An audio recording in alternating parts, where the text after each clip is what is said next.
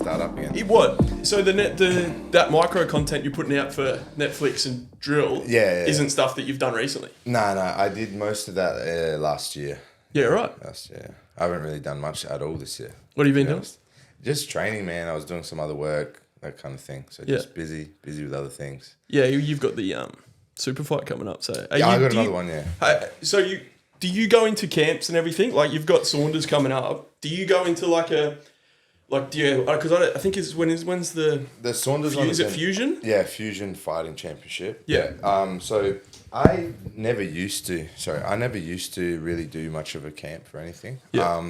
I would just train like full time, like normal, and then just go to events and I think because before I was still juggling like rugby union and doing footy, I would get like a very good conditioning base from all the rugby conditioning. And then I stopped playing rugby completely and focusing completely on jiu-jitsu, and the skill levels increased massively. Yeah. But just with like the level of like athletes and stuff that are at the gym, it's more just like lifestyle practitioners and that type of thing, and people that are there for just more of like a lifestyle. Do you do any cross training? I do now. Yeah. Like I always lifted weights and stuff, but I never really focused purely on like cardiovascular stuff or anything because I would just get that from the footy stuff before. Yeah. So I've recently started to actually do more of like a proper camp, like a 6 to 8 weeks preparation before like a major event. So, do you bring anyone in? Do you bring in like strength and conditioning coach? Like I always have. I've had a lot of exposure to strength and conditioning stuff. So most of the strength stuff I do on my own. Yeah. And then like one of the guys at the gym, Tony Teresi, he's a PT, long-time PT, and he played Ninja Warrior. Yeah. Did Ninja Warrior. Yeah. He played a long time soccer and that type of thing, and when he was much younger, but he has a very good like functional training kind of regime. Yep. Cardiovascular fitness, all that type of stuff. So I do get him to help me, excuse me, with some cardio stuff just leading up to like major events, like I said. Yep. So that's what I do now. But that's only recent. That's probably in the last like year and a half that I've actually been doing like a focused training for events. And I think... Where'd the change come from? Has it got anything to do with the fact that Jiu-Jitsu just seems to, like, the competition side of things, particularly the last 2 years, has changed? Yeah, I think the landscape in this country specifically. Yeah, like it's getting way more serious and way more professional, but it's just like having some bad results and just being like a little bit unrealistic probably. Yep. Like... Because where do you sit? So, I think we first met maybe... when did you do your ACL? What year was that? I injured my knee in my ACL. I actually had like a pretty major injury. So the last major injury I had was after I went to Brazil I think it was on the end of 2018, I believe. 2017 or 2018, somewhere there, end of the year, somewhere like November. I went and competed in Brazil in one of the AJP Grand Slams, and I fought a guy called Adam Wazinski, who's quite a famous athlete in Brazilian Jiu-Jitsu in the gi. Yep. And yeah, man, I just like... fought him. He pretty much did like a reap, so like a illegal maneuver on my leg, and tore like my ACL, MCL, PCL, everything. Just everything. Catastrophic. Completely destroyed everything. Huge major injury. And it wasn't even really like a super aggressive reap. It was just like with your leg hanging out in the wrong spot, and he's done almost instinctively. Yeah, he's just like done a movement like that you're not prepared for because you know that it's illegal. Yeah. Like I train all the time with reaping and heel hooks and everything, never been injured, but because you're doing a competition where it's not legal and you're not prepared for it, you just like, it's kind of like with your hands down and get punched in the face kind of thing. Yep. So, just completely destroyed my knee. Then I had a major surgery, went back to Adelaide, stayed with my mum. Yep. Got a surgery over December and stuff, and then I went and competed the next year. I might have been 2017 when I got injured. In 2018, I went and competed in the AJP World Pro. Yeah. About 4 or 5 months later, and got a bronze medal.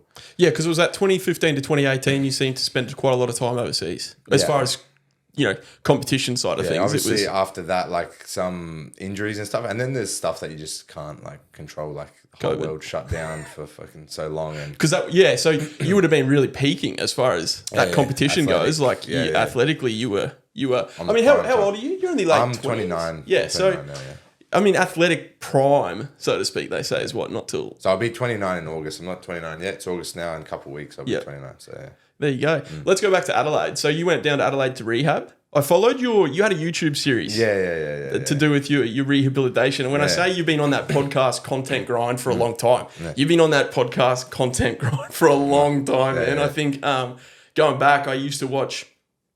And like, you know, full disclosure, your videos weren't getting huge amount of views yet. Here you were.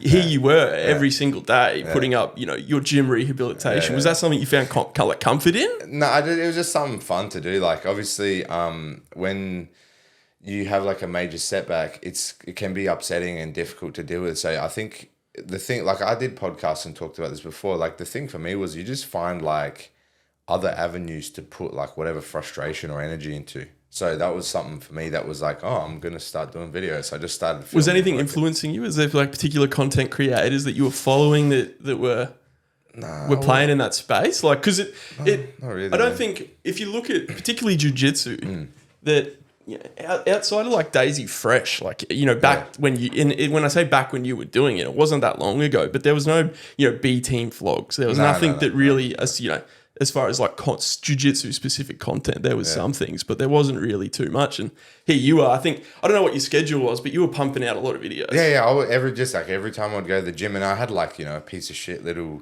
Sony like action cam thing, like almost like a GoPro, you know, it was like $200 or something, and I'd just turn it on and film the whole session. Yeah. You know, it's got like a fisheye lens, 180-degree view, and that's it. That's the whole.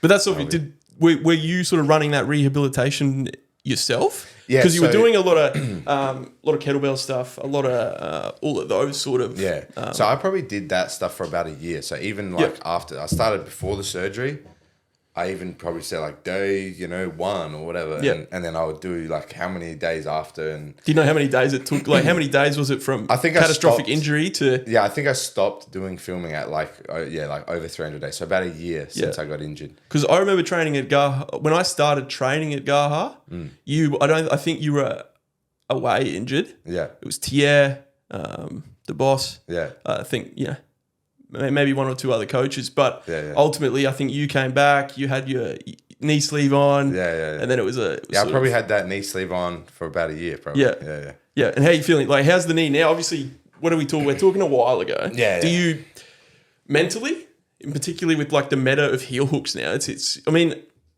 maybe not at your size. It's like, you know, but people are still going to attack your legs. Put it that way. Do you have any like the psychology there of or any sort of bruises in the sense of, are you thinking about that? Are you to reap sort of? No, not at all, man. Like, I'm actually quite good at defending the legs and quite good at like leg attacks and stuff. So I'm pretty confident with that stuff. Like, I know people can get me, I know I can get other people, but I'm pretty confident in my skills. I think I always have been, and I don't know, I don't really dwell on things too much. Yeah. I might be upset from losing. Which is a trait you need, particularly because you can't get away from injury. No. Put it that way. Yeah. Maybe not to that level of catastrophic injuries, but as far as injuries go. Yeah. Anything you're doing like hyper competitively, there's always going to be some cost, and mostly that's going to be a cost to your body to some extent. So I think jiu-jitsu is probably like one of the best like physical endeavors you can do to learn about life and improve yourself as a human being, but it probably comes at a huge cost to your body. So Definitely. Like as a lot of people talk about this stuff all the time, and it does come at some cost, like everything does. Yeah. And that cost is going to be physically a little bit. So let's go to Adelaide. You obviously went down Adelaide to recover, which that's where you hail from. Yeah. What's in the water in Adelaide? The amount of highly efficient and skilled jiu-jitsu practice. I mean, when I say that, I mean we're talking 3 of yous pretty well, but there seems to be. You talk about people coming out of places to train, go to different gyms. You know, you've got, I think Craig went from Adelaide into Melbourne to train or whatnot. You got Moody, who I believe is also out of Adelaide. Yeah. What's in the water down there? It seems to be. You've got Isaac Michelle as well. He's from Adelaide as well. So I don't know, man. I think probably there's just more to do in other areas. Like I went to Norway many years ago, maybe even earlier than the Brazil trip in 2018, maybe like 2016, somewhere even earlier than that, 2-3 years before that. And it's the same type of thing. Like it's like a really cold place.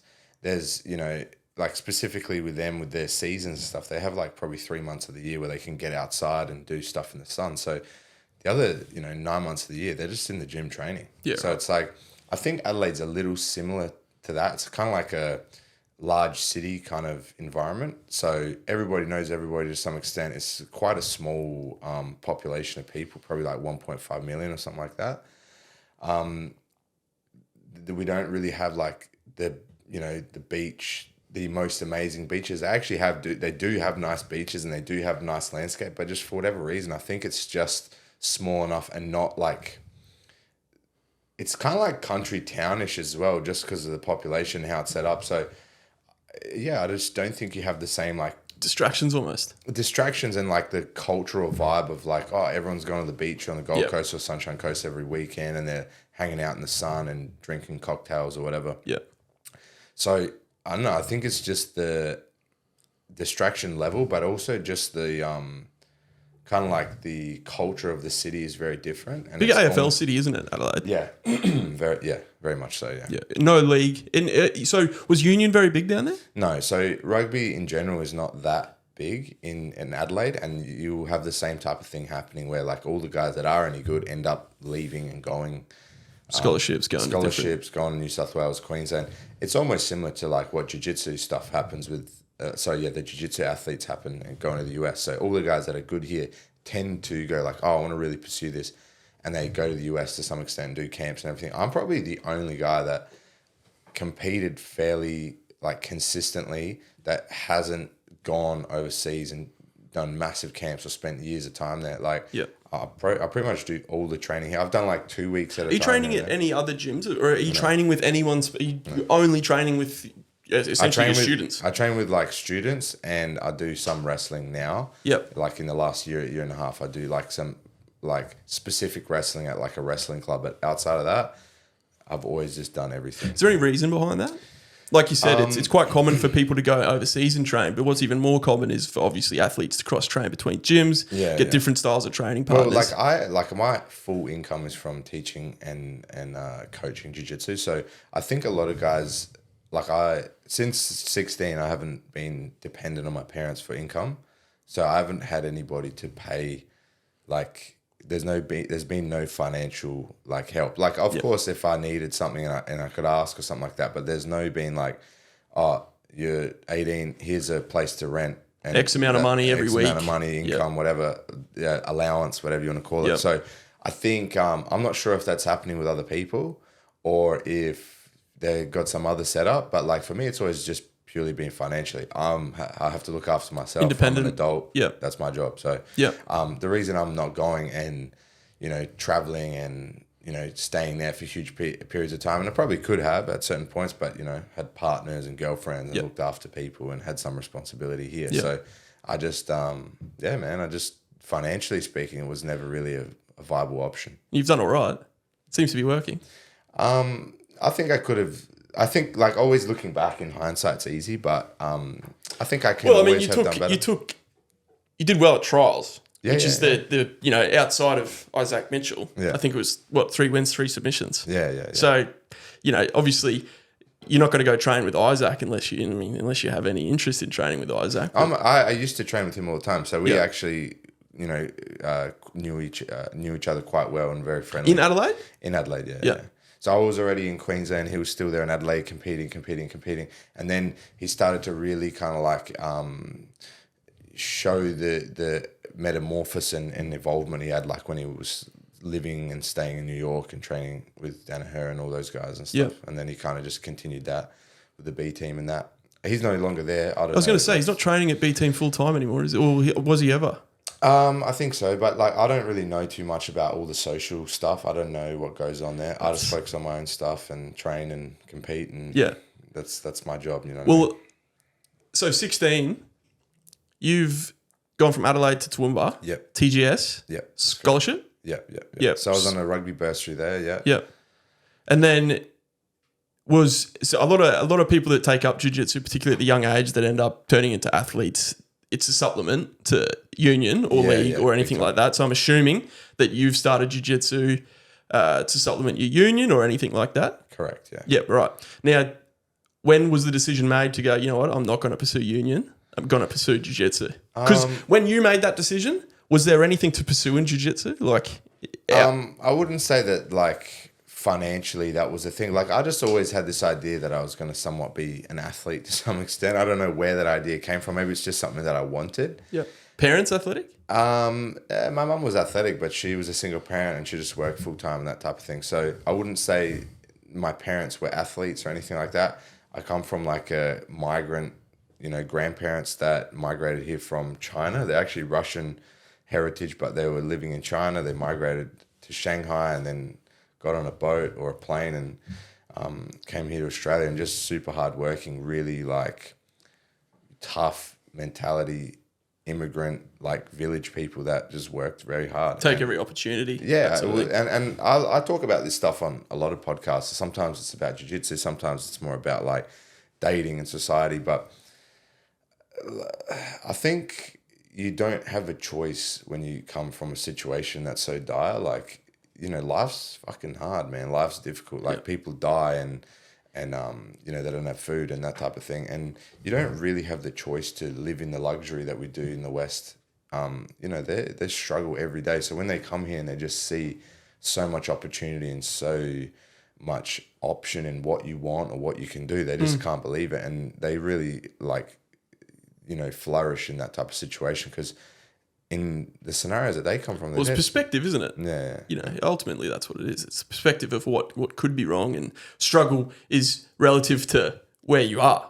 Struggling in Australia is very different to struggling in in a war-torn country or poverty or anything along those lines. It's correct. It's very different. So you went to TGS. I'm assuming you were boarding?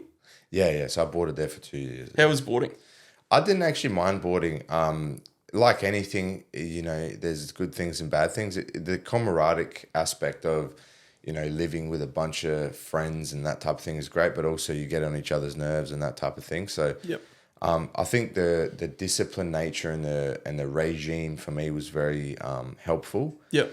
I probably wasn't the most academic individual. I've never been unintelligent, but like I probably didn't apply myself as much as I could have. And I don't think many of the guys that were like athletic and did well in sports and stuff, that was always their problem. Just not like applying yourself as much as you could. Like if you put the same intensity into studying biology that you do playing rugby, you'd probably be, having A marks and that type of thing. But it was just like very regimented and very helpful for me. So like you'd get up for footy and you'd go train, 3-4 days a week in the morning at 6 a.m. doing weights. And then you'd go have breakfast as a house. Yep. So, 150 students of all ages all have to go and eat at the same time. Yep. Then after you eat, you go back to the dormitory and you get ready for school and you get dressed and do whatever you need to do. And then you go to school. And then after school or during school, you have lunch all at the same time. And I know that it's like a regimented thing, but for me, I think routine is important. And I think routine and habit is what kind of magnifies into making you what you want to be. Yep. Whether it's, training, twice a day, 6 days a week to be a jiu-jitsu athlete or a basketballer or whatever, there's certain routine that you do need to have to be able to transfer into whatever and be successful. So I think that for me was very helpful. And I don't think school, there's knowledge to be learned. So I didn't learn a whole lot of knowledge from school. Everything sort of I've learned is life experience or personality traits in my eyes. But I think that what school does really well is discipline. I think it teaches you to get up, to go and do something you don't want to do. And I think that starts at a very young age. So I think if anything, I used to be one of those people to say, hey, I'm a grade 9 dropout. I didn't do well at school at all. Yeah. Similar to you. Probably not dumb, but I didn't apply myself whatsoever. I was a class clown, all of that sort of stuff. Yeah. But I think as I'm getting older, what my perception of school has changed in the sense that I think it's really important to teach discipline, consistency, just finishing things on time. You don't sort of realize like, hey, I've got to finish something by this date, or there's repercussions of not finishing that. Yeah. I think that I probably don't have as much of an emphasis on that, and there's little things like that I'm starting to pick up on that I should have learnt from school, put it that way. But in saying that, everyone goes through different trends. But so what's the general career progression out of TGS? So you're boarding for 2 years. Yeah. Obviously rugby union. So was there ever any opportunity for you to to go further in union? Because the grassroots, not to interrupt, but grassroots in union, there's a lot of chat about that and, about the opportunities that young athletes have. And what's probably more common is rugby league coming in and poaching you than, actually ending up on the rugby union. So was there ever those opportunities, union, league, anything like that? Yeah, so I probably stopped playing around 22, 23. I think I could have pursued it further if I wanted to, but I didn't really enjoy it. Like I was playing like Prem grade level, so that'd be the same as playing like Q Cup level for league. So it's like the A grade below being signed with a NRL or Super Rugby contract. So semi-professionally, you could call it. You getting paid for that, yeah? In the union stuff, you do not. Yep. If you were playing Q Cup, you would get paid like each game win bonus or whatever. Bonus, yeah. So it's like a semi-professional level of rugby union or rugby league, similar level. And I even spoke to some guys about going to play at certain Q Cup clubs or whatever, but I just never went there. Had a couple injuries, whatever. So position did you play? So union I was playing back row mainly, like 6, 7, 8, but mainly number 6. Yeah. Which league would be back row, second row? Yeah, probably something like that. 11, 12. Yeah. So what happened with me and the reason I stopped was I had a bunch of injuries. Yeah. I wasn't earning like any real money from it, and there's a certain like network that you do need to have to like help your progression. So like I didn't really have a serious player manager. There was guys that were like player managers, but there's no like seriousness. There's no contracts being signed. There's whatever. And I would say there's also just like a level of marketing that needs to be happening for your name, even on that level. So like I was injected into like the Queensland rugby scene from pretty much nowhere with no real junior background in Queensland because of coming here from South Australia and then playing at UQ. Never really got any. So you played at UQ? I played at UQ. I played for 1 or 2 seasons. I had a really bad ankle injury the first season I was there, where I was supposed to be a Colt, so under 20s. Missed that season. I came back the next year. Same thing, did a big preseason with them, everything. Got injured. I tore my MCL, I believe, in a live training drill. Missed another season and came back with a few games left, played like 3rd grade, something like that. Yeah. Smashing people in 3rd grade. Wasn't really fair, but that's where I was playing. Probably got up to like reserve grade or something like that, and then I was just like, man, I'm not going to play here anymore. I even thought about stopping then.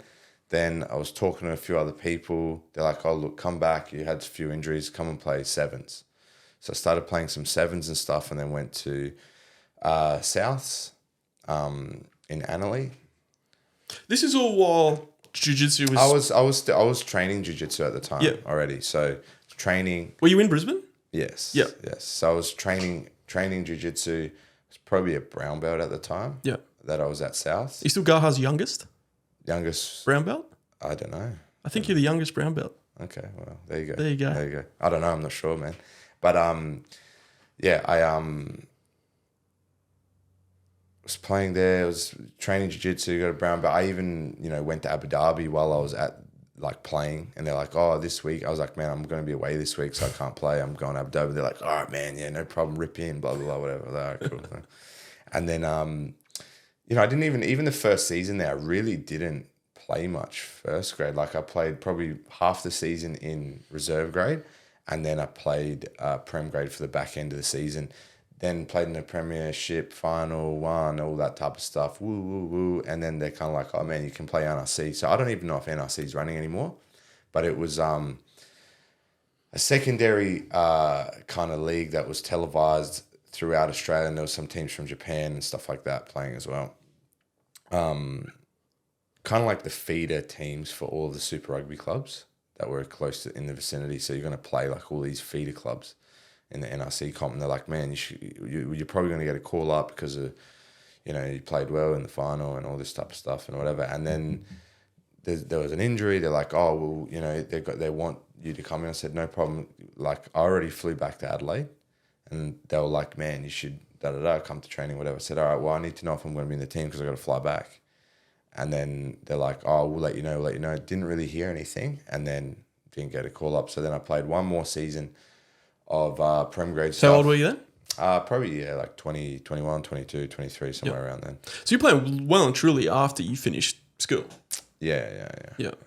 So that's ever any inkling to play league or anything like that? Yeah, I did. Like, again, I actually talked to another club about playing league, and then it was the second season at UQ. Yep. And like talked to the guys. Did you have to study at UQ to play at UQ? No. Is it anything like UQ is just sort of it's independent more club. sponsored. Yeah, independent club. So I actually talked to some guys about going to play Q Cup at one of the clubs, and then maybe 2 weeks later got a knee injury. They're like, oh man, come out to training. I was like, man, just blew my MCL out. I'm going to be out for 2 months, 3 months. So then you made the decision at some stage there to go, you know what? Yeah. And was that decision made almost out of necessity from what I'm hearing? Like you kind of realised that, hey, I'm not making any money from union. I need to make some money.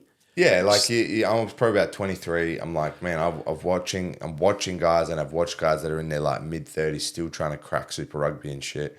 They're not getting like a call up.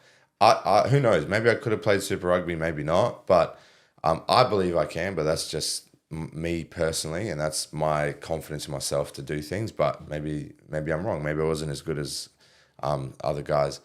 I just looked at it like after a few injuries, didn't get any call-ups, anything like that. And I'm like, man, I don't know if I have the right kind of backing or network. And I don't want to spend another 3-4 years trying to do something that is not dependent on me. I could be the most dedicated, most athletic, whatever. But if people aren't interested in me, well, what am I supposed to do? Right. So even more so in union. I think there's an awful lot of sort of nepotism in union, and particularly like when you start to look out TGS way, it's a cult like following in some of the like the union circles. It's much more than rugby league almost. It's like they're very passionate people. Very passionate, but also they have like this deep kind of rooted network and pathways and stuff and brotherhoods. I'd say like I saw a lot of guys that, their dads were, ex-Wallabies or athletes or whatever, and then they just have like a different connection than somebody that might not be. They might not even be a better athlete, but because they have that kind of connection, it helps a lot for them to be selected or even just getting a foot in the door kind of thing. So yeah. And then, so you've obviously... you've done your dash in union and you've made the decision that, hey, I'm gonna train full time, and that was at Garra. You were training throughout that time. So I was already teaching there, teaching kids, training, competing. They were, paying my competition fees, all that type of thing. So yeah. And then so talk me through that sort of 2015, 2018, the time you spent over in Abu Dhabi. Like, how did that come about? More than anything, was there a lot of? Did you win an awful lot in the local scene, which then put you over? Was it? Did you pay for that yourself? Did Abu Dhabi fund the bill? So the AJP still does that, which is why it's one of the better tournaments. As far as they get you over, they pay your way over. Yeah. So what happens is, before you had to actually win the open weight, and they would separate the open weight into two weight categories: under 77 and over 77 kilograms. And you'd compete. You'd have to medal in your division, and if you medaled in your division, you could enter the open weight, and then you'd fight. The one winner of that tournament would get a ticket. So for both weight categories. Yep. Under 77, over 77 for that weight division, brown belt, black belt, whatever. Whoever won that got the ticket and went to Abu Dhabi. Yeah, wow. Yeah. Now they've changed completely their model. So it's no longer you winning this one tournament. It's you win a number of tournaments and you score enough points collectively. Whoever scores the most points collectively now goes to that. What's your thoughts on that? I preferred the tournament style thing where you have to go there on the day and win, but it's fine too. It just gives an opening for guys that have money. So like if you have the ability to finance going to multiple competitions, then obviously you need to do well and medal and compete, but you're going to have a much higher chance of being involved in getting that free ticket. So it's kind of like an investment. Particularly if there's 10 competitions and you can only afford to get to 8, and then someone else can afford to get to 10. Now, I would say in other parts of the world it'd be a bit more like that because we're out here away from everybody so far. Like you really don't have that much access to the AJP tournaments. There's only probably one or two that you can get to. unless you want to fork out 3-4 grand, travel internationally and go into another competition somewhere. So it still kind of works, but it just gives access to guys like, you know, I mean, if you can afford to go and do stuff, you could potentially go and qualify for a ticket. Yep. Even though you might not be able to beat somebody that. Yeah, exactly right. Yeah. So when did you? All of that's obviously gi jiu-jitsu. Was there? Correct. When did you make the I suppose decision? Because I'd always known you as a gi competitor. Yeah. There's obviously been a time where you've gone, I'm going to start competing a little more, and you still compete in the gi, but you seem to compete in the no gi equally as much now. Well, I always train both, man. So, like, I never really differentiated gi or no gi. I just go to classes and that's whatever was on is what you train. I think there has been, like, a gradual change of jiu-jitsu in general because there's a lot more popularity in no gi because of the UFC and the EBI stuff that kind of kicked off all, you know, no gi as its own discipline. I still will compete in the gi. I still compete no gi. I still believe that the majority of athletes that are world champions, whether it be ADCC or whether it be, no gi worlds or gi worlds, they all train in both disciplines. I think you actually can acquire a lot of skill from both on slightly different things.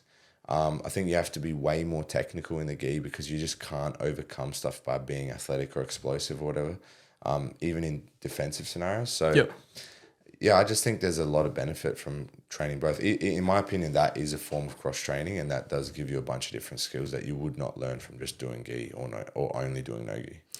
Yeah.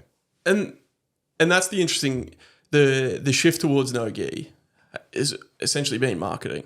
Yeah, it's just being skillful marketing. I think it's also the style of the competition, though. Like, it's not only the marketing. I would think you do find that no gi in general is a little more fan friendly, definitely, and it's a little bit faster pace. There's a lot more scrambles. There's just a lot more action. Like, with the amount of friction that you can create in the gi, it makes it really difficult for a lot of movement. And unfortunately, the way most rule sets are set up in jiu-jitsu in general, whether it be ADCC or not, you incentivize individuals and athletes to play like a stalling kind of slow game.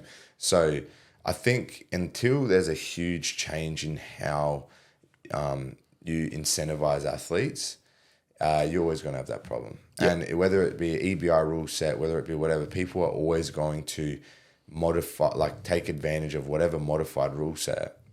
But I still believe that the rules that are in place really actually incentivize stalling and strategic application. And that makes sense. Like, being strategic in what you do is a more effective approach than just going out there and fighting to the death and, seeing what happens. So do you think submission only, no time frames? Do you think do you see a place in the sport for that sort of? I think that's the purest form of competition in terms of like submission grappling or wrestling or whatever, gi, no gi, whatever. I think that's the purest form, is like no time limit until someone taps and that's it.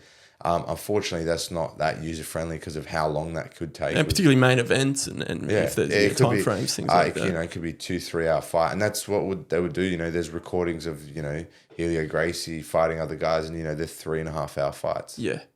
So, and I think it's going to be a constant change over the next probably 10 to 15 years until they find that sweet spot. There's still, and I think because local comps, and if you look at is it KC Grappling that was on Sunday? Okay. Small event down the Gold Coast, streamed on UFC Fight Pass. The crowd was woeful. There was probably 40, 50 people there. Yeah. And you think until it's like there's a lot of money behind that event. Yeah. And it's like, is that passion driven or is it financially driven? And it's like, is there any money in actually hosting these type of events in Australia yet? And it's almost from a business point of view, obviously the UFC's investing cash into it and that sort of stuff. So there must be some monetary value. And in this comp, they were paying submission bonuses, but then there's only 50 people in the crowd. It's like, well, where are they generating their income from? And there still seems to be a massive amount of investment cash going into the sport, particularly in the competitive side. Locally. I think probably the main bulk of like their sales would come from like live streaming, like anything. So whether they're lucrative or not, I think probably that would have been just a bad time to do that event because the day before there was probably the biggest grappling event in Australia in the tough roll, which was on the Saturday. So I think maybe that's just a bit of bad timing in terms of spectators and that type of thing, but maybe they were fine with the amount of live streams. I don't know, but it is promising for guys that are like athletes and that want to compete and earn money. This is like the, first time where like not the top 10 athletes in the world have a ability to make a living doing this stuff, but now if they're teaching at a gym and they're working full-time teaching and they're doing these tournaments, they actually can start to build like a proper income. So very promising for guys that want to do jiu-jitsu. I think jiu-jitsu is only going to get bigger and grow more. Before, your only real avenue to be like a jiu-jitsu professional was to own a gym. I think now it's becoming more and more open for you to be an actual athlete as a jiu-jitsu athlete. Yeah, and it doesn't take a genius to see just like almost the personal branding and the influencing that's now going on behind jiu-jitsu, and your Craig Jones, your Gordon Ryans, all of these like where there's the drama that's following these guys. They're making 10 times what they're making. Like, I don't know what their fight purses would be, but nowhere near. No, they definitely make way more money selling their instructionals and whatever else. But even Craig, looking at the B team vlogs, like he's got, when they're doing their videos, he's got advertising in the background, big banners, billboards, things like that. Like just capitalizing on every which way that you can possibly make a cent in jiu-jitsu they're doing. Craig Jones, Gordon Ryan, what do you think when you think about those guys and jiu-jitsu? Do you have a strong opinion against like how they, I suppose, handle themselves, or you come across as somebody in the purest form of jiu-jitsu? Yeah, but I think everyone's different, man. Like for them, it's being outlandish and saying offensive stuff, or being a larrikin and a jokester and all that type of thing. Like that's just their personalities, or maybe it's a gimmick for them to make money. I don't really like have a major opinion on that. Like if that's what they are happy doing and that's benefiting them and they're earning good money doing that, then do it, man. Like, good on you. But, I'm pretty authentic in who I am and as an individual, and like I don't know how to do that type of thing. Maybe I need to learn and then I can earn the same type of money as them. But like, I'll just naturally be myself. They may be naturally being themselves, or maybe they're playing a role. I don't know. That's for them to kind of navigate. And I suppose the interesting thing is, obviously, first and foremost, they are very good at jiu-jitsu. Yeah. And that's kind of, they've capitalized off it, but first and foremost at the core, they're both very, very, very good at jiu-jitsu. So I think there's still no shortcut to being average and making cash. No. You've got to be highly skilled, and then you can capitalize on your fame. And then you can say whatever you want, exactly. Yeah, exactly. Yeah. But that's Craig, you could say, Gordon, Isaac, all the guys, and particularly Australian athletes that have gone over to B team and trained. They're coming back quite good. Does that give you any extra motivation to get to another gym, to get to these places, to go spend a month or two? Look, I would happily go anywhere and train for a month with better guys. Like I always want to train with guys that are pushing me and forcing me to evolve and improve. Like for me, it's more just always been like a financial thing. Like if I can go there and take a month off and not work and do that type of thing and set up my life in a way that I can do that, I would happily go there and compete more.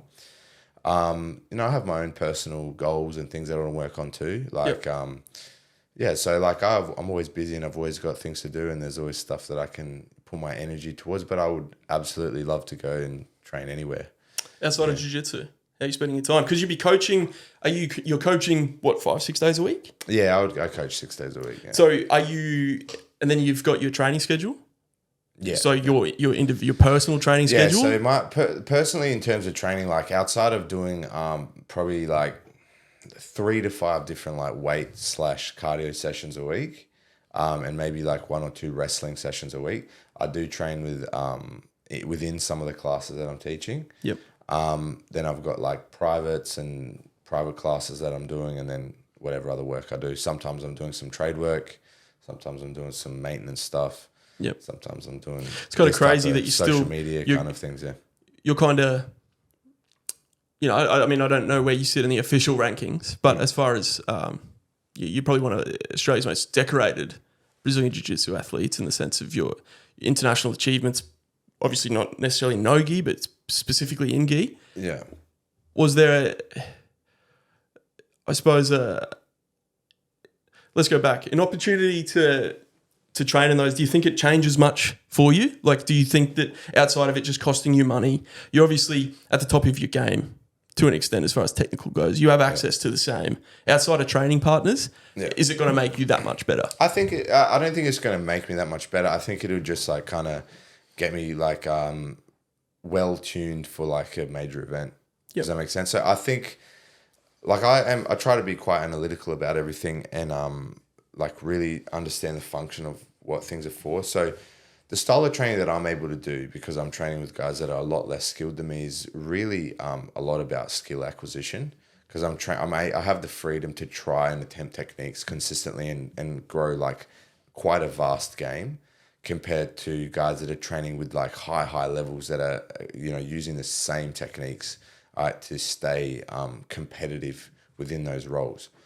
So I'd say I don't think I'm going to get that much technically better in terms of that, because you don't have the same freedom to do that if you're training with super high level guys all the time. But I think what it does do is like really solidify a primary like attacking game or defensive game that you know that you're going to be able to rely on and be sharp with. So I just think like everything has a different function. There's always a positive and a negative with everything. I think the positive for me that I've had with training with less like athletes and more like a lifestyle practitioners is I've been able to get a really deep understanding of jiu-jitsu and the way I understand it. Yep. And also have quite a versatile, quite deep game in terms of like can play half guard, I can play open guard, I can play closed guard, I can pass many different guards. I'm good at submission defense. I'm good at finishing.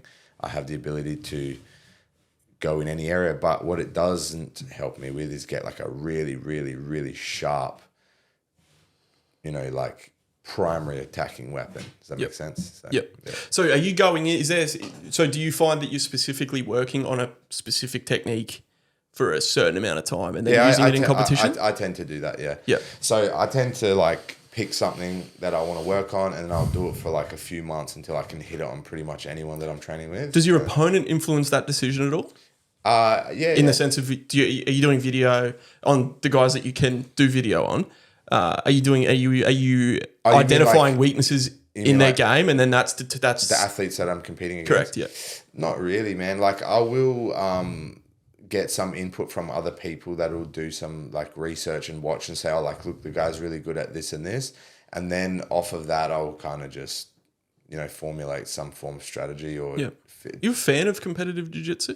Like, are you a fan in its essence? Do you sit down? Are you watching? Obviously, earlier I mentioned Casey. I think it was Casey Gray. I can't remember. But you didn't know what it was. Obviously, you knew the Tough Rollers event prior, but that was one of the premier events. I was involved in that event also, so that's why I know about it. And so are you, at its essence, are you a fan of jiu-jitsu, competitive jiu-jitsu? Are you watching a lot of these? I wouldn't say that I'm watching it a lot. I don't think I watch a lot of anything. Like I don't barely even watch, UFC fights. If it's a really big one, I might watch it. But, I'm just watching some of your Netflix and drill stuff. You seem like you're quite well read.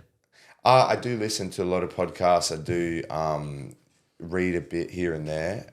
Mainly, I just listen to a lot of other people that are more intelligent than me, explaining stuff in a better way than I can. So, I'm pretty interested in a bunch of different areas of things. I do really like to understand like human psychology, evolution, all this type of stuff. I think this stuff does help with me understanding jiu-jitsu and how jiu-jitsu works as well.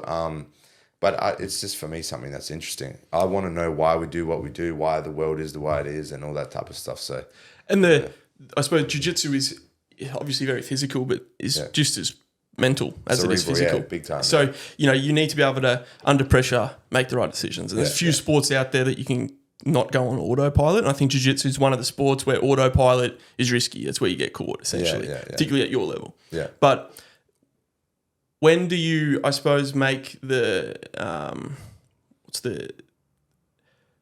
obviously podcasting, things like that, the consuming of the content. What podcast do you listen to?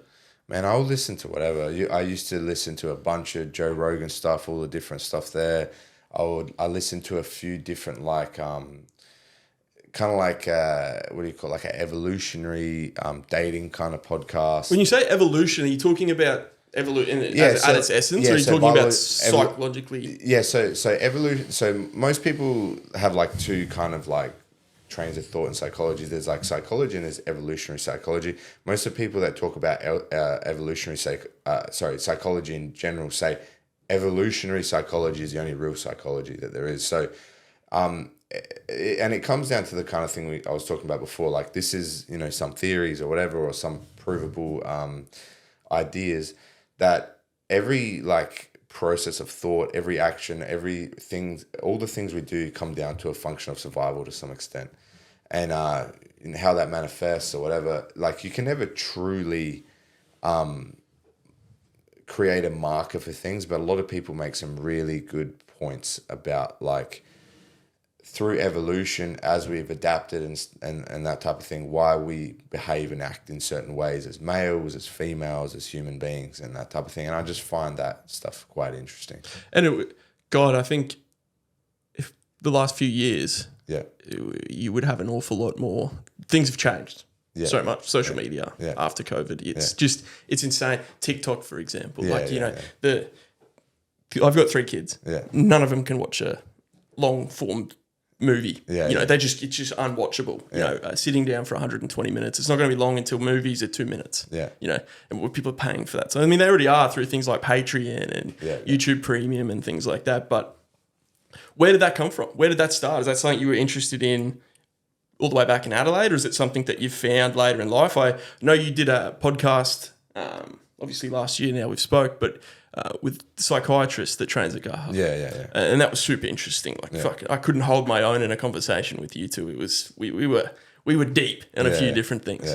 But is it people like that around you that has significantly sort of piqued your interest in that sort of stuff? I think it's just being exposed to like ideas. I remember, like, I don't know why, like I've always had an interest in philosophy and understanding the world and this type of stuff. And I've always had like family members or members around my family that were just like very well experienced in the world and do a lot of reading and have their own philosophical ideas and that type of thing. And like, this is like kind of what I was saying before, like when you are exposed to, like my grandparents came from, a third world country, migrated here, the depth and experience that type of life is going to bring, it's very difficult for them to have like this rigid mindset, whatever. Like they're so, they just have a different depth mentally than what like a lot of my friends' parents understood or whatever, just because of the amount of experience they have. And I, in my opinion, that all came from survival. Like I remember, spending time around my grandfather and him talking about like grafting trees, and he had all this experience in botany, and he would get this type of apple tree and put 3 or 4 different apples on there. It was a tree that would grow 4 different apples, and then he would know all this information because he was like, a village person and a farmer, but somebody that was seemingly uneducated. Still had the curiosity. Not even the curiosity. This is like a guy that never had any formal education, but completely outclass or understand so much more depth of so many different areas of life to somebody that's a master's degree in whatever. Yep. You could find a guy that's a master's degree in botany, yep, and he wouldn't have known as much as my grandfather. Do you know what I mean? So like the real life experience and the real like putting yourself in there and doing all that stuff is a completely different teacher than, reading a textbook and listening to somebody that's a supposed expert on something. But the guys that are the real experts, or the women or the people that are the real experts, have spent, 40 years doing this stuff and learning from other people that did it and diving into it. And I think just being around people like that for a long time, and then particularly with ideas, and I was around a lot of religious stuff when I was younger, then people that didn't agree with religion, and people talking about all these ideas and philosophy on this. And I think I've just been exposed to people that have always been quite like free thinking and open.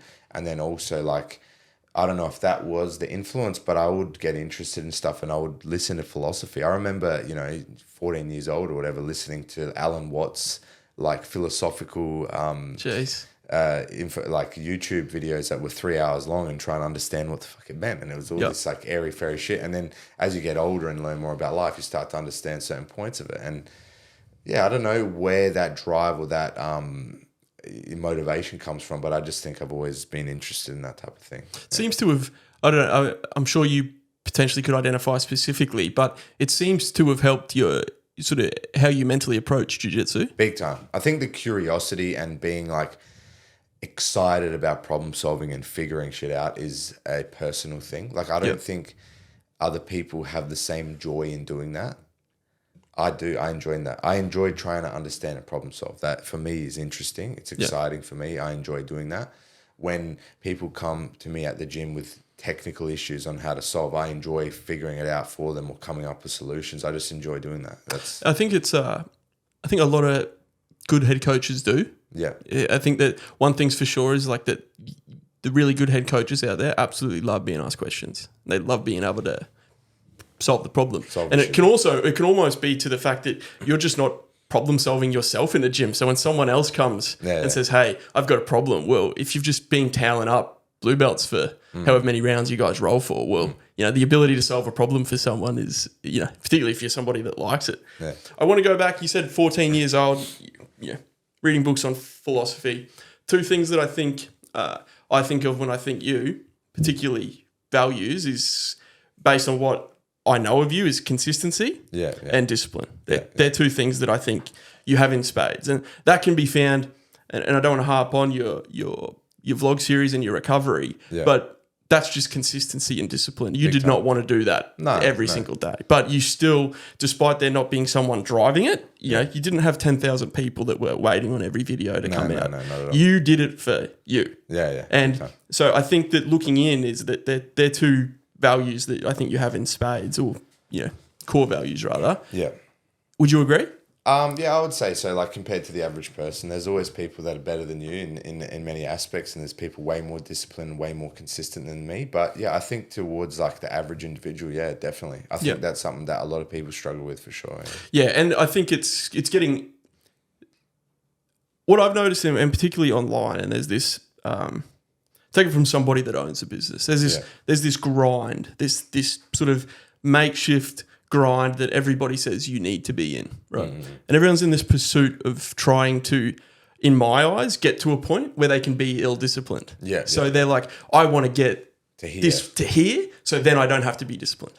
And it's what is so good about jiu-jitsu, something I've learned from jiu-jitsu is you can, I'm going to train as hard as I can, but I've still got to be disciplined when I'm better, because as I get better in jiu-jitsu, everyone else gets better. So it's just that constant pursuit. Whereas with social media these days, everybody is just in this pursuit to get to this level where they can then no longer be ill-disciplined. And I think that jiu-jitsu doesn't allow you to be that. And that's where I'm a white belt. I've been in and around jiu-jitsu for many years at a white belt level. My ability is at a white belt level. But I've still done enough of jiu-jitsu to go, you know what? I see the benefit of this. And I treat jiu-jitsu in the sense of it's always going to be there to go back to. I'm 32. I've got 3 kids. I've got business. There has been aspirations to compete in the past, and that's because, at my core, I'm competitive. As I've gotten older, I've transferred that competitive edge more into the business world, where physically it doesn't have such implications because I was just constantly injured every 6 months, be it tendonitis injuries, things like that. And I was a bitch. So if I got a tennis elbow, that was me for 6 months. I've been in and around it for a long time. But one thing that, I think I've found is that it's a constant, it's just, you can go to jiu-jitsu for 3 months, right? And then at the end of the 3 months, be shitter than when you arrived, because you overanalyze everything. You just overanalyze everything, and it's like you go to a driving range in golf. You hit 100 balls, sweet. You go to the golf course, you swing once, it's dog shit, and it's like the paralysis by kind of overanalysis energy. But that's where I see jiu-jitsu really benefiting, is the fact that it never ends. Even when you get to a black belt, it doesn't really end. Big time. I want to talk about your professor. Eduardo. Tell me about how you guys met. Man, I just went there and started training, bro. So, when I first moved from Toowoomba here as a 18-year-old, I got a rental with one of the guys from school. He was an electrician at the time, and I was actually bouncing. So I was 18, being a bouncer, doing some trade work during the week and stuff like that. And like whatever other spare time I had that wasn't training for rugby or working, I would go and train jiu-jitsu. Yep. Yeah. So it was just the closest gym proximity-wise, and I just went there, and from there kind of like slowly kept training. He would, ask me to compete, and I was like, nah, man, I don't have money, whatever. And then he was like, all right, listen, I'll pay for it if you go and compete and represent the club, whatever. And then it just kind of built like a relationship that way through. I think he just recognized that I was quite athletic and pretty good at jiu-jitsu in terms of like, a young guy that's competitive. And he's like, man, you should come and you enjoy teaching. I think that's clear. I enjoy certain aspects of teaching. Like I do find a lot of frustration in teaching. And I think I was a lot more frustrated earlier on because I was like, why can't people get this shit? Like, what is there something wrong with what I'm doing? But you just have to understand that everyone has like a different pace in which they are willing to accept information. I don't think that people have a limitation in the ability of learning, but I think they limit themselves. So I think you have to actually be open to learning. I think you have to be open to like, all right, I need to understand this. And once you make that choice, you can learn as fast as you want. Yep. But I think a lot of people do have like a mental struggle in learning, and it could be the way it's explained. It could be the way it's taught. It could be that they haven't committed enough of their own mental capacity to what the task they're doing and the time. Thousands of reasons, but there's some frustration in coaching and teaching, but that's life in general. I think nothing's going to be perfect. I do enjoy like trying to help people, and I'm like, man, here's a skill that you can have forever if you commit yourself to this. So I think that's a really beautiful thing, and I think that's a beautiful thing about any skill, that it's a non-tangible thing that no one can take away from you. It's not like a nice sword or whatever. It's the ability to apply information. And I think that's really beautiful. So, and when you take that into other areas of your life too, if you take that same, and I've seen people that are highly intelligent, that are professionals, that have applied themselves, that are very good academically as far as they know how to study. They know what it takes to, and they kind of know how their brain works. They know how they learn. And I've seen them get really, really good at jiu-jitsu really, really quickly. So I think that there's definitely going back to school and the benefits that teaches you. I think that just the benefits that it teaches you as far as learning how to learn is really, because I think that I don't know how I learn. Like I haven't identified that. I'm 32 and I haven't identified how I learn. What do I learn from writing things down? Do I learn from watching? But I feel I learn from kind of just flow, like feeling it. If I feel it, I will learn it. Take it in. Exactly right. If I can feel it, I can learn it. If someone tells me, it'll just go in and out. How do you learn? How did Eduardo, did he change as far as you were identified quite early on as being a competitive grappler, if you wanted to say he wanted you to compete, like you said. Did he change how he was coaching you to No, like I think like in terms of like technical knowledge, like he's taught me a few things, but I wouldn't say that much in terms of technical understanding. I think he actually gets a lot of technical understanding from me. I think my motivation is a little bit different than other people's. So like I don't like need motivation to learn. I'm actually excited to be there and learn. I think people have to really reframe how they think in a lot of areas. Like if you want to be good at something, you have to have quite a strong reason to be pursuing whatever you're in. So if you can find like some type of natural, enjoyment in what you're doing or natural motivation in what you're doing, it's going to be much easier than trying to force it. I think you actually have to have some belief or view in your mind of figuring out how you can have fun and enjoy what you're doing. Like I genuinely enjoy coaching as much as I was talking about being frustrated and stuff before. I do genuinely enjoy teaching people and showing people, look how amazing this has been for my life. This has helped me so much with many, many facets of my life. I'll give you the gift of giving that to you as well. That makes it very easy for me to, always enjoy this and not really need to come up and think of a strategy to be more motivated to learn. Like I never had an issue with that ever. I never had to think about it. I never had to worry about it or like, what else do I do? Anytime there was some area of what I'm was lacking, I went to a competition and I was failing in this area, I'd just go to the gym on Monday and just start going over this stuff, research videos, go like this. Just do you review your fights to that sort of detail, or do you remember during the role, hey, there was a problem here, I'm going to work on that, or do you sit down and go? There's certain things that I can remember, but I do think video can be helpful. So like rewatching stuff can be helpful because a lot of the time we remember things differently than what they happened, and normally it's like a kind of in between of the video and our thoughts. Because sometimes even video will lie. Like you might do a fight and it looks like you got taken down, but you actually pulled the guy on top of you and pulled guard. So I think you need a bit of both. Yeah, it's quite helpful. Yeah.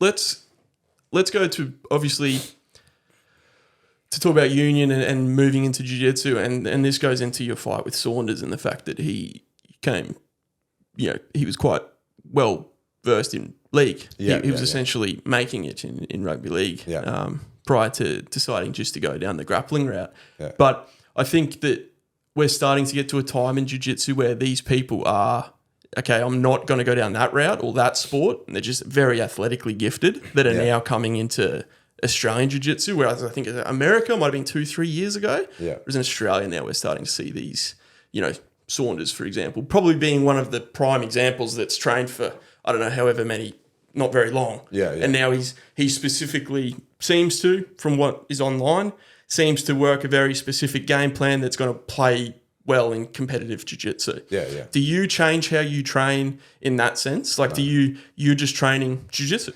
Yeah, so the thing is like my style of jiu-jitsu is very transferable to like probably any like combative situation. Like the way I train jiu-jitsu is more of like an old school kind of, I'm very well rounded, I'm good standing up, I'm good on the bottom, I've got good passing, I've got good submission defense, I got good submissions. The way I look at jiu-jitsu, it's like a complete art. Like I do agree that in competition, you can be successful with having a particular strategy and being good in these areas. My approach is very different to most people. I don't really have a strategy at all. I'm just skilled in many different areas. Yep. Yeah. What is the psychology like going into a fight? Do you get nervous? I think anything that you place some importance on is going to bring up some level of like nervousness or anxiety, but no more or less than anything else. Like I think I'm quite good at understanding my emotions and stuff like that leading into tournaments and competition. And as long as I'm like physically prepared and I'm not like, have neglected cardiovascular training for a huge period of time, like I will. Yep. Yeah, I would do well. So. Have you found that to be an issue in the past, your cardio? Because you're a big dude, but then again... Certain tournaments, I do fight in a very aggressive style and I do open up a lot and that does create a lot of scrambles. Yep. So I think over really long periods that could have potentially been a reason for me to lose certain fights, I don't think it's so much cardio. I think it's just being more intelligent with energy expenditure and that type of thing, Do you get to train how you compete? In the sense of, knowing that you're lifestyle jiu-jitsu guys that you're training with, things like hobbyists. I still try to emulate as much of that as possible. Like I'll do like dead rat trainings or shark tanks or whatever guys call it, where I'm always the one that's getting exhausted fighting against guys that are fresh. But again, it is difficult when there's a huge skill disparity between you and other people, or even just like a strength disparity. You might be 10 kilos heavier, so over time that's going to wear on somebody. Definitely. Yeah. Where do you see jiu-jitsu, Australia, let's say 5 years from now? Man, I think it's going to continue to like grow and improve. Like I really do believe like the opportunities for guys earning money doing shows and competitive jiu-jitsu is going to just continue to grow and get better. Yep. I'm not sure what it will look like in Australia specifically. I do think overall there are going to be there's just going to be more of the no-gi UFC Fight Pass style shows, whether it be on UFC Fight Pass or independent shows. I think the no-gi is the real future for jiu-jitsu just because of how much more user-friendly it is and viewer-friendly, sorry.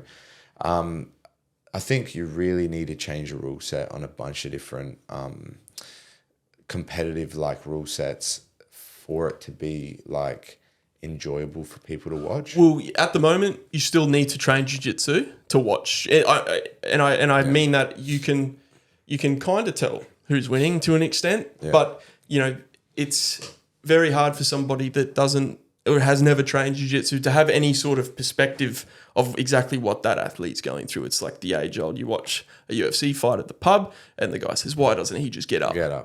And that's going to be the problem with competitive jiu-jitsu. It's like, all right, well, why doesn't he just get up? It's like, well, if you don't have the knowledge to understand how hard it is, everyone knows how to throw a punch. Everyone knows that punches hurt, and they know that anyone can get knocked out at any time. And I think that that's going to be the biggest thing is how do we get it to a point that a person that doesn't do jiu-jitsu can watch jiu-jitsu and enjoy it. Yeah. And that's where the rule set comes in. Yeah, I think like in general, like if you have zero understanding about anything on the ground, it's just going to look like a bunch of limbs flopping around. So I think takedowns and that type of stuff is exciting for people. I think aerial attacks and stuff is exciting for people.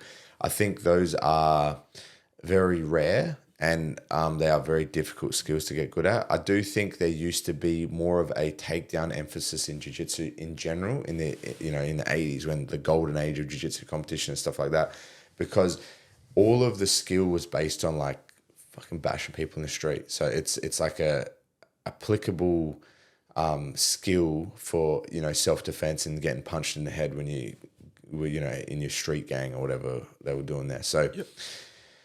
I think the rules in general for jiu-jitsu do not make it that viewer-friendly, particularly in the gi. And I particularly think in general, whether it be a gi or no gi rule set, you always favor the bottom player. And as you favor the bottom player, or you actually do incentivize passivity, because it's very difficult to be super aggressive from the bottom. Yep. It's more of a passive position where you're the reactor. Yeah, and you're kind of waiting. Yeah, you're waiting for your opponent to expose something and stop them from moving and grip into something and attack. So I think it's difficult to be more aggressive on the bottom. And I think because you favor the bottom player, you actually incentivize passivity in most of the jiu-jitsu rule sets. Yeah, right. And I think that's probably one of the main reasons that it's going to... at some point in time, there's going to be a major shift in the rules towards like ADCC style or whatever, because it's just more enjoyable for people to watch. People understand when you pick someone up and slam them on the ground. Wow, that's impressive. Good job. They're dominating. Yeah. They're winning. They don't really get you wrapping your legs around somebody like this and like that and squeezing them for 3 minutes and then him popping out like, oh, wow, he did a good job. They just don't.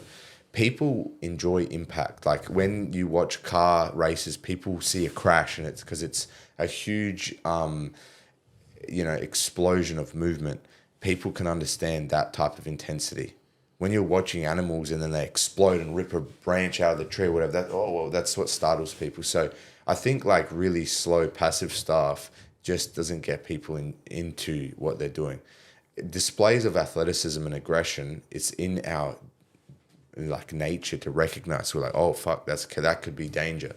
So I don't know, it's just the style of what it is. Any type of slow passive movement people are never excited by. Any type of explosive aggressive movement people are worried and excited by. So and I think we're at an interesting time. Like I always say that jiu-jitsu at the moment is in like the equivalent of the .com boom, that sort of thing. Like we're still trying to establish, people are still trying to figure out, all right, and until people can make money off it, that they're not going to necessarily be overly interested in it. And that's the tournaments are making a lot of money, which is, I think, something that's huge. Similar to like the UFC having all these pay disputes and issues and stuff for paying their athletes. I think jiu-jitsu really does need to step it up in that area. Like you need to start paying athletes. Like some of the corporations are like multi-million-dollar corporations and the athletes are getting paid $5,000 for being a world champion. You know what I'm saying? So, and it's almost the risk that is the potential risk, people that are earning $1 million a year playing rugby league, and it's like you're the chances of you being injured in competitive jiu-jitsu, and just the fact that it's likely going to be catastrophic. And if you do get a catastrophic injury, what does that then do to you in your life? Term, yeah. And what did I sacrifice that for? And it's like there are people, weekend warriors, that are attacking knees for nothing. Yeah. That could be carpenters or chippies or plumbers or whatever. And if they do their ACL, that's their income gone for 6 months.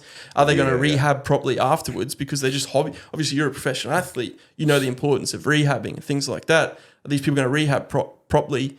Probably not. Yeah. And are they going to have, for the rest of their life, every winter, their knee aching? Yeah. That sort of thing for nothing. But I don't think we're far away from that. I think that, it could do an awful lot more as far as giving people like a couple of $100 cash, which seems to be the Yeah, I agree. But like everyone wants to make money. You know what I mean, that's their incentive. Like I think everyone is internally selfish to some extent. That's human nature. I don't think you're ever going to find someone that's just super generous and just giving stuff for free. There are some saints in the world, but not many. Few and far between. Yeah, exactly. So I don't know, man. I think it's more just going to come from necessity, like you're talking about. Eventually what will happen is like the tournaments that are giving and offering money and giving the potential for people to earn a living are going to stay, and the ones that don't are going to disappear. Like it will become, particularly at super like major events, IBJJF Worlds, ADCC, whatever, the money that you're going to have to offer there is going to be more. It just has to be. Otherwise, there's no incentive for them to do that. It'd be better off to go fight MMA. Yeah. You'd be better off to go and continue playing rugby league. And that's going to be the interesting thing, whether or not athletes remain in the sport or if they decide to go down the MMA route. I think more people, like you're saying, will transition because there's more and more ability to earn money. Yeah. Like before, the only way to make money was either run your own gym or just run seminars. Yep. Like that's it. They're your options. Now they've got the ability to monetize their own social media stuff, personal sell branding, DVDs, all that type of stuff, sell advertising, all that kind of thing. So you got that's added one layer of income. And then I think now slowly the actual income, because of the advertising, because of everything, because there's enough eyes on it now, that the prize pool for winnings and stuff is actually going to start to build up as it goes. And I think as the drama, and everyone loves drama, everyone loves controversy, everyone loves that sort of shit. And there is no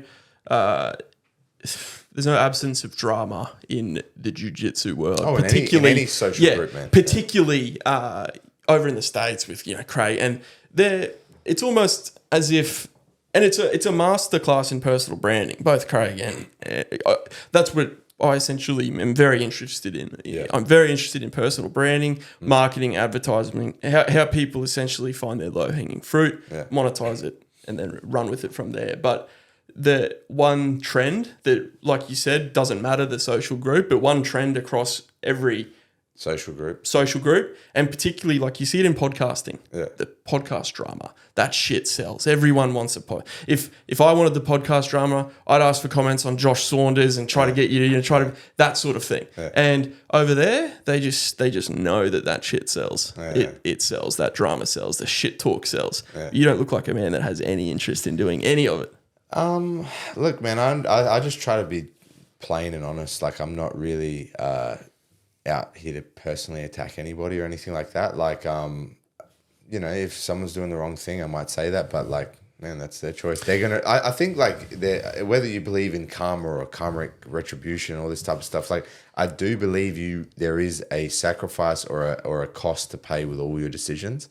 And I don't think I need to highlight that for people. I think they're going to figure that out on your own. You kind of mentioned it before, like, with the social media stuff of people wanting to get to a point where they're ill-disciplined. Like the reason that doesn't work, and the guys that do that, or the people that are selling the snake oil kind of courses and stuff that don't really lead to anything, whatever, the reason they don't ever get to the position of, some of the professionals is because you can't actually do that effectively. Like when there's no substance behind something, eventually it's going to come to light that it's stupid, silly, whatever. It's not real, whatever. You can't have long-term success on like a short-term mindset almost. Yeah, short-term mindset, or even just like a short-term program. Like it doesn't work, man. It doesn't work. Whether it be doing steroids and for a competition, or training really hard for 3 months to get a black belt. 3 months of training is not going to get you to a black belt. A year of hard training is not going to get to a black belt. It's consistent discipline, every day turning up, doing what's required for 10 years for some people, sometimes 15 years, whatever. It's long-term, it's a 1% improvement over time. And that's the reality of life, man. Whether it be social media, whether it be weightlifting, whether it be whatever, this whole idea of shortcut and like instant gratification and all this type of stuff I think it's a very Western view, and that's why people enjoy that dopamine hit of the bullshit drama online or whatever, and they like watching Big Brother, and they like watching, Married at First Sight or whatever it is, because of that instant dramatic, like, oh my God, did you see this thing? And I think that there's just so little conflict between individuals in person this day and age, that when you can watch people in conflict, it scratches that itch. I agree with you. It's the drama. It's like people that love the drama. Everything that's put out on social media is not transparent. So the moment you put out there, it could be Nelk and Andrew Schultz and that issue that they had. It could be Gordon and Craig. It could be fucking anything. Yeah. But one thing's for sure is when that stuff comes out, it sells. And I agree. It's showmanship. I agree, and I think like this is a funny thing because there's an author called Robert Greene, and he has a bunch of different books about a lot of these like psychological theories. It's all theoretical, whatever, and he gives them all names and stuff like that, and explains them with certain like historical events and that type of thing. He's very, very good author and very interesting reads on most of his books. And they talk about that, like you're never going to replace the deep-seated aggressive yearning of human nature. Like we're all aggressive. We all have a capacity for destruction and aggression, and you can't suppress that shit. Or it does manifest in very weird ways, like, people doing weird kinky sexual shit, or people, having a gambling addiction or whatever. And I think that a lot of the time comes from more like suppressing the unflattering realities of like what we are as human beings. We're not that far removed from like knuckle dragging apes. If you believe in that, whether you believe in immaculate conception or if you believe in this, we're not that evolved from, historically the chaos that we used to live in. So this idea that we're these completely sentient beings that are in control of everything we're doing is a little bit out of control. Like, I think a lot of people make a bunch of different choices based on impulse more than they're logically thinking that out. And I think when you close yourself off from understanding that, you're still an animal and you have urges and impulses, and sometimes you actually fulfill them, that you have a higher likelihood of actually doing that because you now have decided that you're sentient and not capable of doing that stuff. Yeah. Does that make sense? Yep. So it's almost like saying, oh, like I can't get fat. So then you just eat whatever you want and you get fat. You know what I mean? Yep. Or I can't get sick. So then you just behave however you want and you get sick. So I just think like that's a really common mental pitfall that people have in the Western culture, or maybe just in general. Like I live in the West and I'm surrounded by Western culture, so that's what I see. So I think this is really like a common mental pitfall for a lot of people. It's like, oh, I am disciplined, and then you just be as ill-disciplined as you want. Or whatever. And that's what I think. I think there's an awful lot of fake discipline. There's there's the fake grind, the fake hustle, but also the fake discipline and that sort of thing. And I think that I've been doing an awful lot of reading into dopamine, understanding how dopamine works, understand how reward systems work, and all the way down to, trying to manipulate it in the sense of like with the instant gratification. I have no shame. Like I work in finance. My job is instant gratification. That's what I do. I enable people to not have to save their money to buy something without needing to save their money. That's a good industry to be in because it's only going to get more extreme. And to be honest, Anton, I came into this industry for that exact reason. Because I could tell that, hey, people were wanting everything now and they weren't wanting to get it by talking to people. So when I kind of moved into the industry, my idea was, okay, we're going to make it very easy for people to be instantly gratified without having to talk to somebody, to an extent. So now when a client comes through, we give them the option to, hey, would you like to talk to Anton or Jesse or would you like to do everything online? And 9 out of 10 people will go, I'll take everything online. Okay. And it's like, I don't want the human interaction and I want the instant gratification. Do you think that comes at a level of like shame?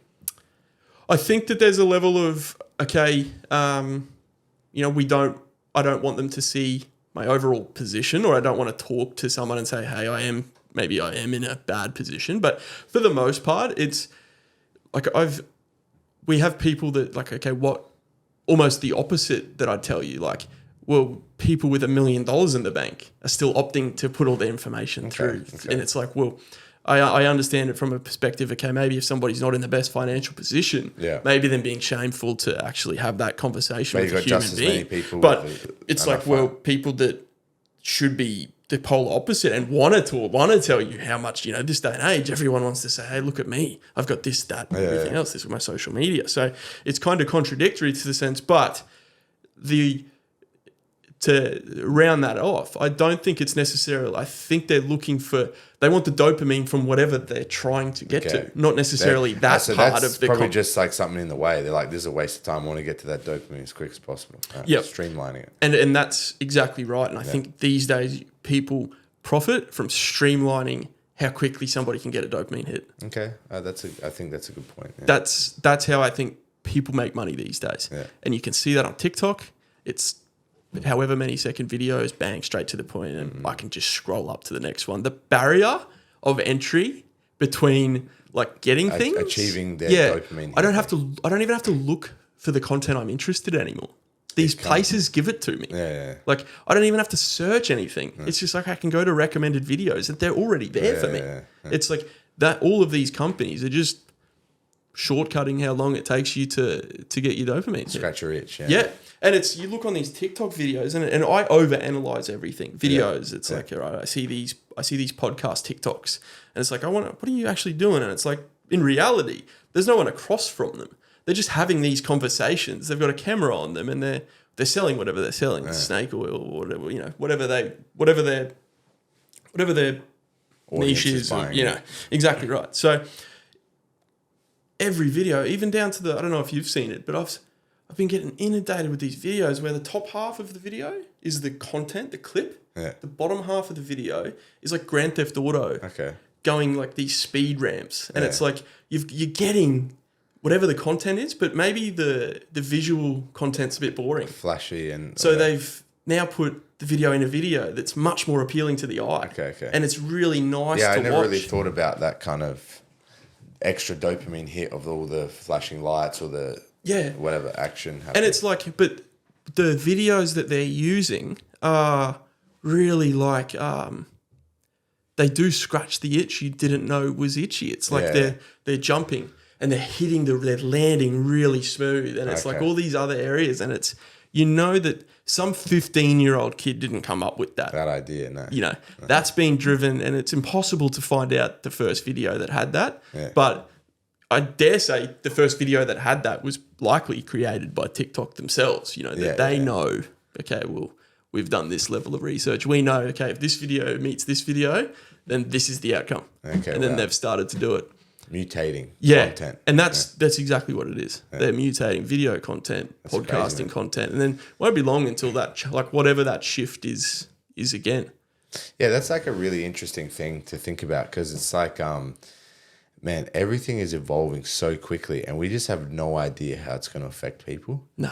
And like, I think that historically, like, I think things just didn't evolve as quickly. You know what I mean? Like with technology and advances in technology, like we're advancing technologically so quickly and like coming with new issues and new problems and we just don't even know how to deal with it. We're just like, fucking, let's see what happens. Yep. Yeah.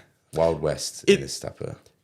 I mean, unless you play around with it, have you looked into ChatGPT? Have you had... I've used it a couple of times to write some, some essay stuff or something like that. Or... Well, just that alone, we're talking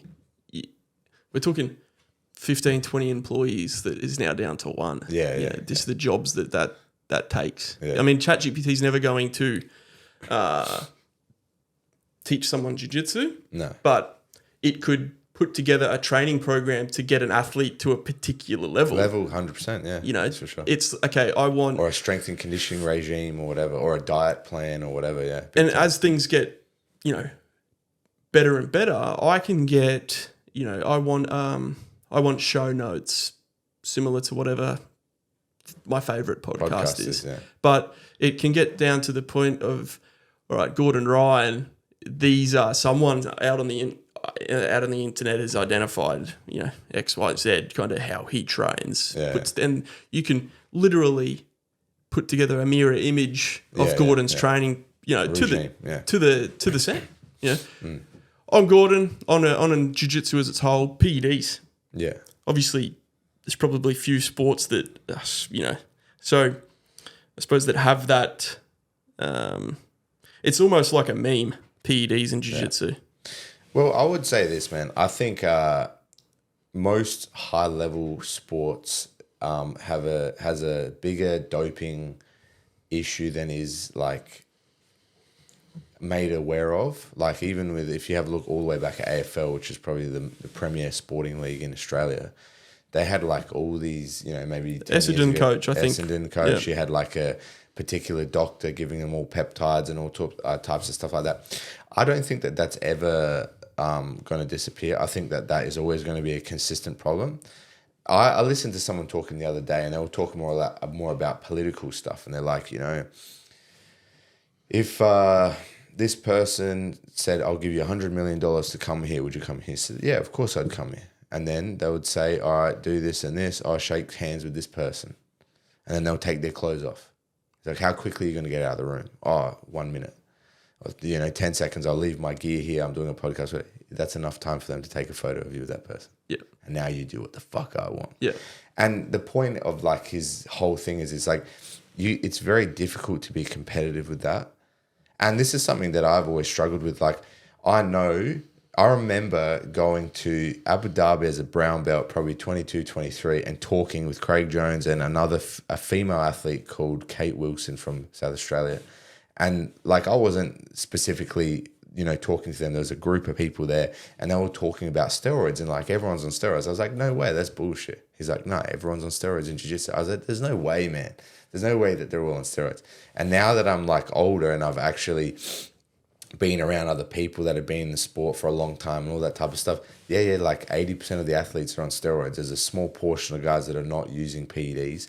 And some people are honest about it and some people aren't.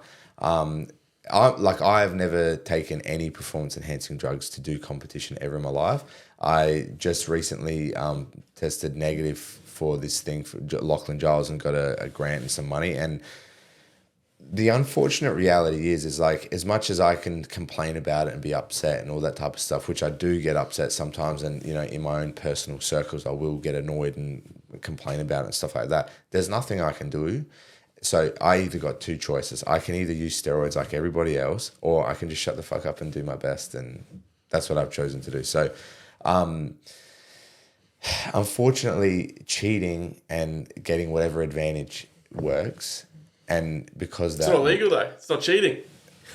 Well, it's illegal within the sport. So it's illegal within the sport because, you know, it works, and it is an enhancement, a chemical enhancement of your body that you wouldn't have naturally. So, you know, guys do get banned, but they did recently change the rules. So I actually fought a guy over the weekend, last Saturday, that was banned from the IBJJF competition for 3 or 5 years or some shit, because he tested positive for like 5 or 6 different substances.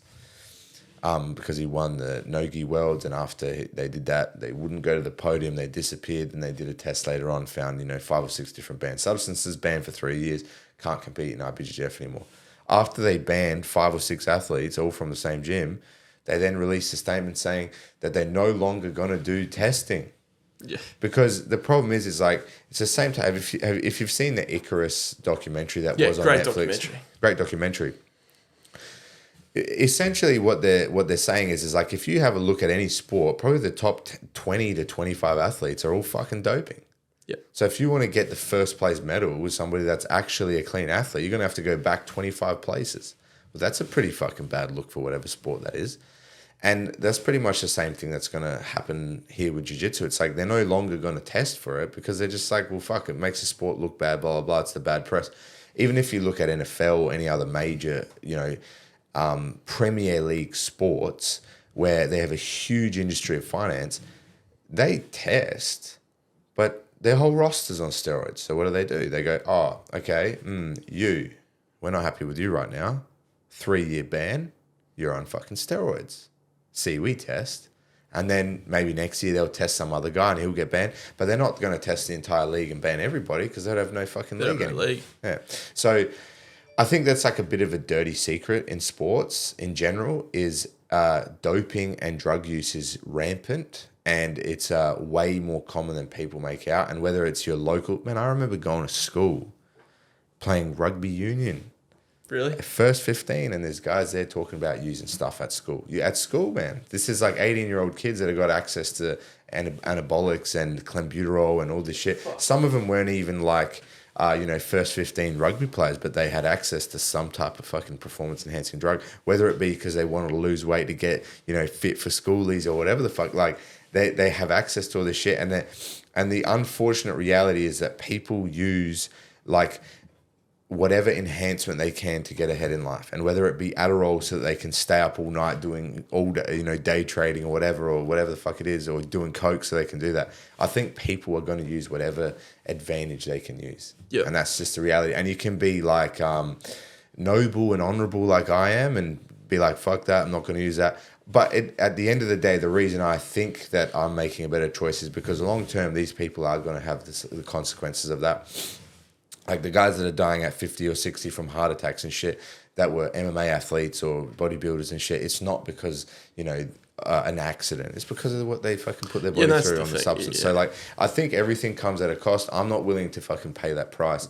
If you guys want to be world champions and dope and do that, that's great. And I think when you stop using it, you're never going to have the same confidence ever again, and you're not going to be able to perform to the same level you're ever going to be able to again. And that's the reality. And I genuinely believe if I fought a lot of the guys that I've lost to, that if, they were clean athletes and we fought just into a submission, I'd probably finish them. But unless I start unfortunately, that's the reality. And unless I start my own tournament and do that, and that's the balancing act is like, all right, well, when do you have a different stance on it? And it's going to be a competition that comes out of the ground and says, hey, we're going to have this stance on it. But then you don't have the big players, the big athletes competing. No, you can't because everyone's on stuff. So I think like regardless of what endeavor you pick, there's always going to be people figuring out some type of cheat, shortcut, hack, whatever. And if that's chemically enhancing yourself to have more success, that's what people are going to do. That's what they're going to do.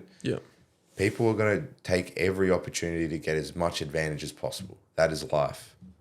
If I could fight, guys that were 20 kilos lighter than me in every fight and win and be a world champion, I'd fucking do it. Of course I would. Like, everyone would. And I think a lot of people are just dishonest about that. The reason I choose not to do steroids is because I don't believe it's going to benefit me that much, to be honest. I think my style of jiu-jitsu and I think the way that I compete and the way I train, I've never had an issue in the physical realm. I've never had an issue in being athletic and fast and explosive. I've never had an issue in being strong compared to other athletes. I think actually most of the guys I competed against, even on steroids, I matched them with strength, probably because I have had much more of a comprehensive strength and conditioning regime, playing footy and doing like proper strength and conditioning. I think most of the jiu-jitsu athletes that compete, they've only like started as it's become more professional to have serious strength and conditioning regimes and like a history of strength and conditioning that makes them effective, strong athletes. So I think I never struggled in that area because I already did a way hard, like pre-season rugby and rugby conditioning is 10 times harder than any of the type of shit that I've done in jiu-jitsu. Yeah. It's a much physically more difficult scenario. And it is based more on athleticism, more on strength. It's not just about being technical. I think jiu-jitsu, you can make up so much strength and physical barrier with a technical knowledge and understanding. So for me particularly, I don't think steroids is really going to help me that much. But for somebody that is a technician, and that's what you tend to see, is guys that are very technical, highly skilled, very elaborate setups of positions and things like that, then really not that effective because they can't physically match like more aggressive opponents, but then they start taking steroids and they explode and beat world champions and do all this stuff. So I just think, they're just using whatever avenue they need to become effective and famous and achieve their goals. So. And I think that one thing, obviously physically, the benefits of testosterone, other anabolics and whatnot out there, is the competitive feeling that I think a lot of people get. I think that there's maybe probably aggression. Yeah, I think there's some people out there that maybe, that could be built like you, that could be, that are just lacking in that competitive edge, or that I don't want to say edge because it's I mean, for their own self, that, all right, I want to win. The want to win, I think, is something that steroids and things like that is really changing. I agree. I think in general, testosterone is like the aggression hormone. So if you're chemically enhancing your aggression, you're going to do better in a combative situation for sure. Yeah, which is contradictory to the sense that, right, if you've got one person that is. But I think you're mentally, with your philosophical I think you know where you need to be when you're competing. Yeah, for sure. Do you get into like a zone? Like, are you? No, I'm a hyper aggressive human, but I am very competitive, and I would say that I'm actually quite aggressive in the right circumstance. Like in rugby, the thing that I excelled at was collision, was contact. Rocks. That was my specialty as a back rower. I was very good at whacking people and smashing people out of the front of me. I always excelled in contact. I don't have an issue with aggression. In fact, my problem is probably being too overly aggressive and gassing myself out or exposing myself for opportunities. So maybe that's got to do with my natural test level. Maybe that's just my temperament as a human being. I don't know. But I've never had an issue with aggression or being aggressive or being in the wrong violent wrong or whatever. Environments and things like that. Yeah. I don't do that in the wrong environment or anything like that, or just get aggressive and try to hurt people or any shit like that. I'm not like a psychopath, but I don't think I've ever had an issue with aggression. I'm hyper competitive. I've always enjoyed competition. I love competition. I love being competitive, and I think that's why I do jiu-jitsu. That's why I did rugby. I don't really care that much for the sport itself. I don't think the sport itself is what I was in love with. And I don't think if I stopped doing jiu-jitsu and I went to do MMA, I don't think I would be oh, I miss jiu-jitsu. Maybe a little bit because of the decision-making, problem-solving aspect of jiu-jitsu. And I think that's something that attracted to me to jiu-jitsu so much and keeps me involved in it so much. But I am a competitive human being by nature, and I enjoy competition. Yep. Yeah. Two things I want to wrap up on. Obviously, on Saunders, you've got Saunders coming up. Yeah. How do you prepare for something like that or someone like him? Yeah, I think, he's actually very athletic for such a large individual. I think he's very technical in the things that he focuses on. I'm excited to go there. I'm going to enjoy fighting him. Something that I am really looking forward to is not having an edge limit to this competitive area because it's inside of a cage. So something that I tend to get a bit frustrated with is people leaving the mat, or people pushing outside of the mat, or just leaving the competitive area. I think this is going to be really exciting because there is no edge to the competitive area. So if I can stay connected to that guy physically, I think I will make better choices than him technically, and I think I will have a good outcome. Well, he is extremely powerful. He's a very strong athlete. He's very open about his use of performance-enhancing supplements. He's a monster, hey? I think he's 6'7", maybe 117 kilos. Yeah, so he's a super massive guy, very strong.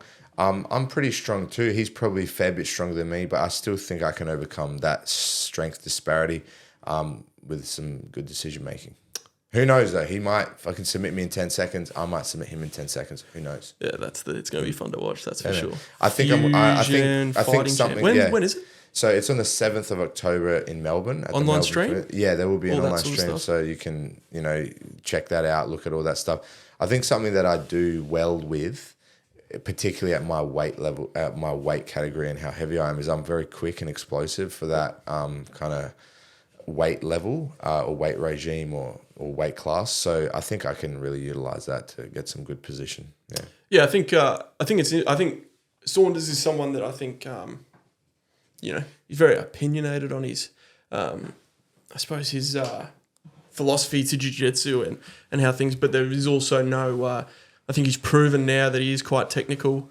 He's proven now that he's more than just big. I don't really know his philosophy or anything like that. I just know that he's been open about his steroid use and performance enhancing supplement use. But anybody that is dangerous, man. A guillotine is a guillotine. A heel hook is a heel hook. It doesn't matter if I'm a 4th degree black belt and I've been 40 years of experience in jiu-jitsu. If someone puts a heel hook on you, they put a heel hook on you. Yep.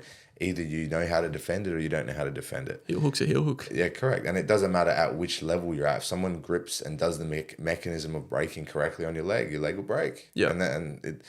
My idea and view on jiu-jitsu is very binary. Like, it doesn't matter if it's a white belt that puts you in a triangle or a black belt.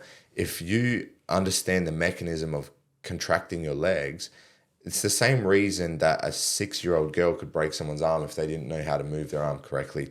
If you can't just muscle out of it by bicep curling and your arm's fully extended, and there's a 12-year-old girl on your arm or a 12-year-old boy on your arm that's 45 kilos, they still have the potential to break your elbow. That's the point of what we're learning. We're learning how to maximize our effectiveness against the weakest scenarios of our opponent. And that shit supersedes all strength and power and everything to some extent. There's certain levels of that. Like, I'm probably not going to get him with a mounted Kimura or an Americana because, he's such a physically strong guy in the upper body or whatever. It's probably unlikely that I can take advantage of his arm like that. But if I lock into his upper body with both of my legs and do an armbar, I'm probably going to have success still, even if he's physically I'm looking strong. forward to the wrestling. I think that. I really do enjoy wrestling. I'm looking forward to the fight as a whole. Yeah. I think the big, two big boys, obviously I think he fought Robbie on the weekend and who was also another big boy, but I didn't see the outcome of that. What happened there? He, it was a good night. Yeah. It was, ended up taking the back. Yeah. Submitted him. Very nice. Big takedown. Yeah. That was it. It was a good night. I don't know. It was only a few minutes. It wasn't, there wasn't a lot of back and forth as such. It was just Saunders being huge, I think. Yeah. But I also think that, Robbie's not a small guy either. Robbie's probably, plus 100, so heavyish guy as well. Well, yeah, and I just think that, that confidence and momentum is a powerful thing. Yeah, for sure. He's pushed that car and that car's moving at the moment. And, But I think you can throw yourself in front of that car. That's what we're there to find out, man. Yeah. So. Let's wrap up with what's next for Anton. Man, I don't know, just same old. I'm going to keep training. I'm going to keep teaching jiu-jitsu. I'm going to keep competing. There's a bunch of larger competitions in November. I'll probably do the AJP World Pro in Abu Dhabi. I'm looking at going to the ADCC trials in Singapore, both are in November, probably about 2 weeks apart. Just stuff, working. I do need to get back into some filming stuff for my BJJ 101 online content stuff. Yep.